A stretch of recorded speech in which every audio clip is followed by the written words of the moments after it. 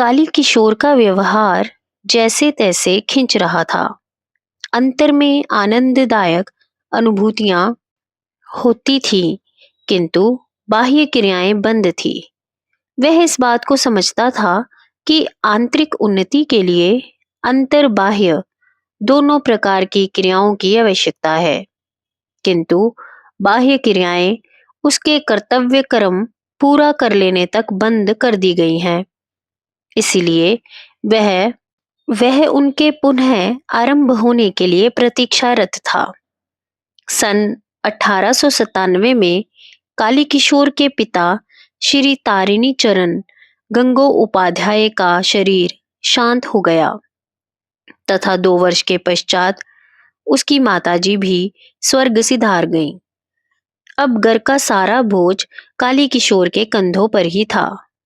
उसने फरीदपुर जिले के अंतर्गत ही गोसाईहाट थाने के अधीन विनाटिया गांव के जमींदार के यहाँ नौकरी कर ली। अपना जन्म स्थान त्याग कर बहन भाई तथा पत्नी सहित विनाटिया में जाकर रहने लगे। जमींदार बड़ा सात्विक, धर्म प्रेमी तथा दूसरों की सहायता करने वाला था। काली किशोर देखने में सामान्य था, किंतु फिर भी आध्यात्मिक स्वभाव छिपाए कहाँ छिपता है। जमींदार काली किशोर की आध्यात्मिक वृत्ति से प्रभावित हुआ, पर उसकी आंतरिक अवस्था को नहीं समझ पाया था। विनाटिया में रहने का स्थान चारों ओर से एकदम निर्जन था, सभी प्रकार से साधन के अनुकूल था। काली किशोर अपनी नौकरी का काम तो तत्परता से करता ही था, किंतु उसके साथ साथ साधन भजन का भी खूब आनंद लूटने लगा था। एक छोटा कमरा मंदिर के रूप में निश्चित कर दिया गया, जहां काली माता का एक चित्र स्थापित किया गया। उसी कमरे में बैठकर काली किशोर जप, ध्यान, पूजन तथा पठन पाठन किया करता था। उसी कमरे में एक दिन गुरुदेव प्रकट हो गए। बोले, जिस प्रकार तुम चल रहे हो उससे हम अति प्रसन्न एवं संतुष्ट हैं। मन में निरंतर लगन लगी रहे तो मनुष्य अपने लक्ष्य की ओर बढ़ता जाता है। तुम भी धीरे धीरे अपने गंतव्य की ओर बढ़ते रहो। अब हम इतनी शीघ्रता पूर्वक तुम्हारे समक्ष नहीं आया करेंगे, क्योंकि हमें विश्वास हो गया है कि इस समय तुम्हें हमारे किसी मार्गदर्शन की आवश्यकता नहीं है। हमारा अगला आना तभी होगा जब तुम कोई पड़ाव पार कर लोगे। काली किशोर, और यदि बीच में आवश्यकता पड़ गई तो? स्वामी जी महाराज, तो हम अवश्य आ जाएंगे। इतना कहकर गुरुदेव अंतर्ध्यान हो गए। काली किशोर मन में अत्यंत प्रसन्न था, क्योंकि घर लौटकर भी उसे गुरुदेव का सानिध्य प्राप्त था। उसने अनेक बार गीता तथा दुर्गा सप्तशती के पाठ किए, योग दर्शन, योग वशिष्ठ तथा अनेक तांत्रिक एवं आध्यात्मिक ग्रंथों का गूढ़ चिंतन किया। विशेषकर मानसिक जप, काली माता की बाह्य एवं मानसिक अर्चना, निरंतर मानसिक गुरु सेवा एवं संयत शास्त्रोक्त रीति से गृहस्थ जीवन का पालन करते हुए जीवन यापन किया। इन सभी आणवीय साधनाओं के अभ्यास से काली किशोर में गंभीरता एवं बुद्धि की सूक्ष्मता बहुत बढ़ गई थी। उसके निरंतर जप करने का उसके साथ काम करने वालों को भी पता नहीं लग पाता था। लोगों की यही मान्यता थी कि काली किशोर एक सामान्य धार्मिक व्यक्ति हैं।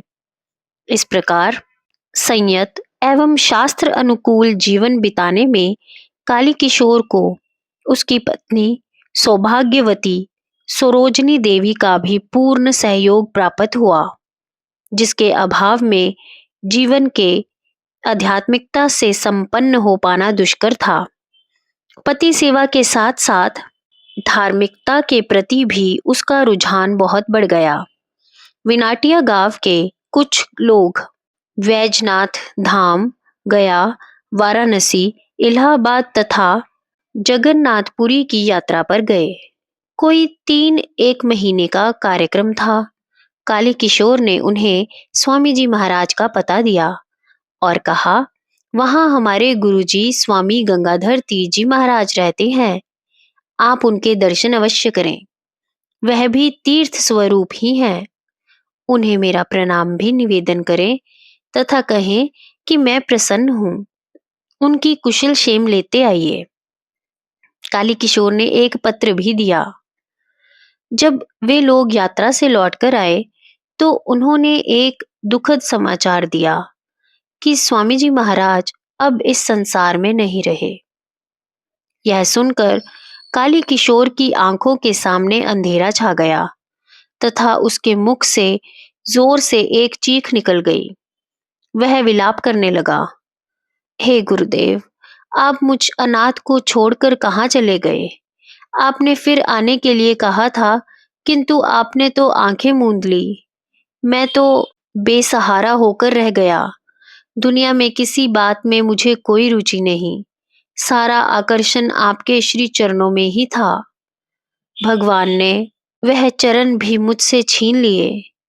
काली किशोर विलाप करता जाता था, सिर पटकता जाता था। विलाप करते करते काली किशोर उठा तथा नदी की ओर चल दिया।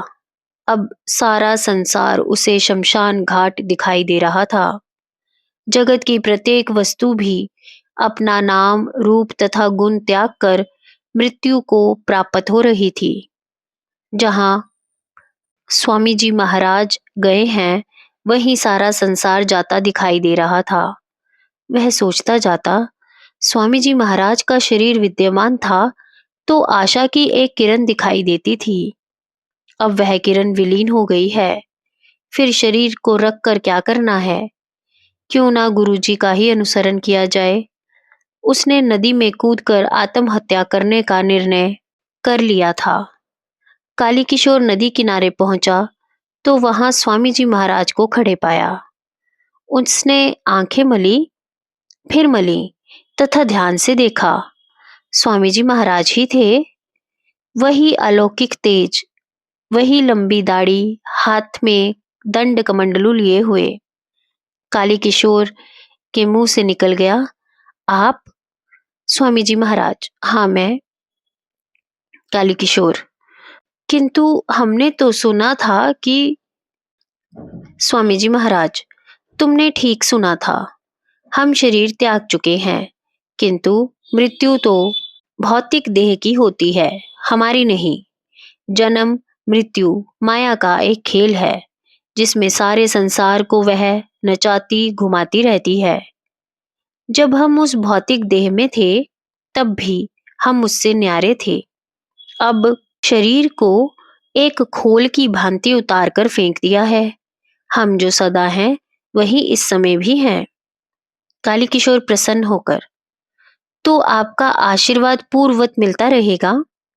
स्वामी जी महाराज, अवश्य मिलता रहेगा, अपितु पूर्व की अपेक्षा भी कहीं अधिक मिलता रहेगा।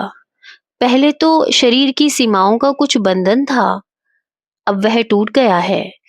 अब हमारी शक्ति असीम हो गई है। अब पहले की अपेक्षा तुम्हारा अधिक ध्यान रख सकेंगे, मार्गदर्शन दे सकेंगे, तुम्हारी शंकाओं, कठिनाओं तथा समस्याओं का समाधान कर सकेंगे। तुम्हारे मन में किसी भी प्रकार की शंका नहीं होनी चाहिए। फिर स्वामी जी महाराज ने आगे कहा, यह तुम क्या मूर्खता करने जा रहे थे? जीवन अमूल्य है, साधन का धाम है। मनुष्य जन्म को प्राप्त करना सबसे बड़ा सौभाग्य है, किंतु तुम उसे नष्ट करने जा रहे थे। यह सुनकर काली किशोर का सर शर्म से झुक गया। उसने कहा, गुरुदेव, यह मेरी एक और मूर्खता थी। आप उदारचित होकर इसे क्षमा कर दें। फिर पूछा, आप में तथा भूत में क्या अंतर है? स्वामी जी महाराज, भूत एक योनि है, जबकि हम चैतन्य स्वरूप हैं। जब चाहे संसार में प्रकट हो जाएं, जब चाहे शरीर त्याग कर इस रूप में आ जाएं। काली किशोर, किंतु यह दंड कमंडलू आपके शरीर के साथ थे। जब शरीर छोड़ा होगा तो यह भी तो छूट गए होंगे। फिर यह आपके पास कैसे दिखाई दे रहे हैं? स्वामी जी महाराज, तुम हमें इस रूप में देखने के अभ्यस्त थे, इसीलिए तुम्हारी श्रद्धा के अनुरूप ही हम तुम्हारे सामने प्रकट हुए हैं। अन्यथा हमारे शरीर पर ऐसा कोई चिन्ह नहीं है। हमारी ओर देखो। काली किशोर ने स्वामी जी महाराज को ध्यान से देखा। दंड कमंडलू अदृश्य हो चुके थे। शरीर पर और भी अधिक सूक्ष्मता उभर आई थी। शरीर कुछ अलौकिक प्रकाश से सुशोभित था। काली किशोर नतमस्तक हो गया। थोड़ी देर में फिर से दंड कमंडलू प्रकट हो गए। स्वामी जी महाराज ने कहा, मैं अभी आने वाला तो नहीं था, किंतु तुम्हारे आत्महत्या के विचार ने आने पर विवश कर दिया। अब तभी आऊंगा जब तुम्हारा राजगद्दी पर स्थापित होने का अवसर आ जाएगा। काली किशोर, गुरुदेव, कब तक और प्रतीक्षा करनी होगी? वैसे मुझे कोई जल्दी भी नहीं है। मैं आपके चरणों में ही आनंद में हूँ। स्वामी जी महाराज, बस समय आने को ही है, किंतु साधक को उतावलापन ठीक नहीं है। जय गुरुदेव।